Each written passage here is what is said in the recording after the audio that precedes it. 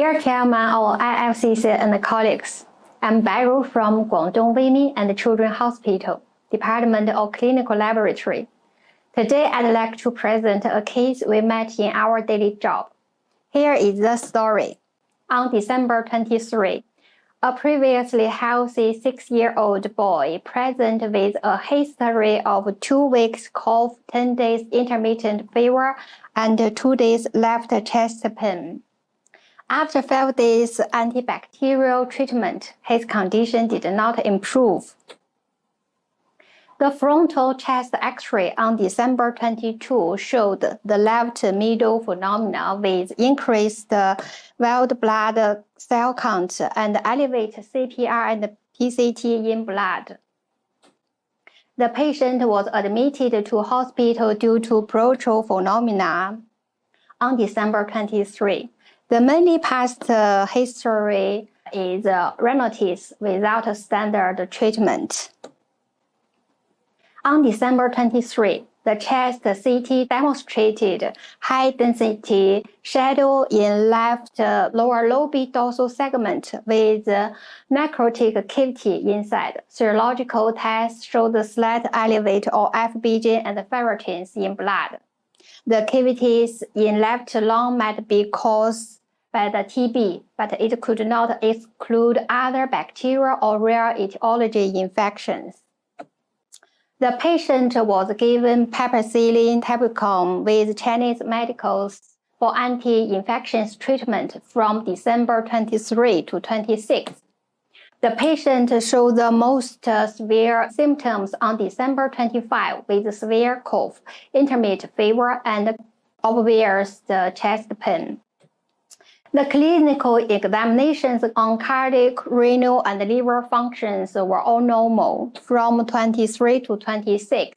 The TB test and bacterial culture in clinical laboratory were all negative. The disease in lung might be related to unknown or rare etiology. So on December 23, bronchoscope was performed. The bath were sent for metadynamic cytology testing, anti-acid staining, and cultures for bacteria and fungus. Based on the bronchoscope, azithromycin with Chinese medicine were added from December 28 to 31. On December 26, clinical disease was gradually improved, and on December 28, metadynamics etiology result of bath reported that the bacterial sequences of Tropheryma whipplei, S. aerogus, and H. influenza. Based on result of NGS from December 31 to January 5, sulfamethoxam were added for treatment on December 31. X-ray showed the disease of the original left lung was significantly improved. Cough, fever, and chest pain were not detected. The child was discharged on January 5. After discharge, the CT scan on February 11 showed the disease in left lung was completely recovered, and the result of blood routine tests with CRP and PCT were normal. So what is TW and how rare it is? TW is a gram-positive aerobic bacteria. It's pathogen of Whipple's disease, and this disease is extremely rare in Asian and African populations. Secondly, up to date, a total of 20 pulmonary infections were reported worldwide. Thirdly, this bacterium is very harsh on growth conditions, so it can't be isolated in our clinical laboratory. But without antibiotic treatment, Whipple's disease can be fatal. Here, when we return back and summarize this case, in clinics, most physicians would not meet this bacterium in their whole career life. Meanwhile, all routine tests in laboratory were negatives.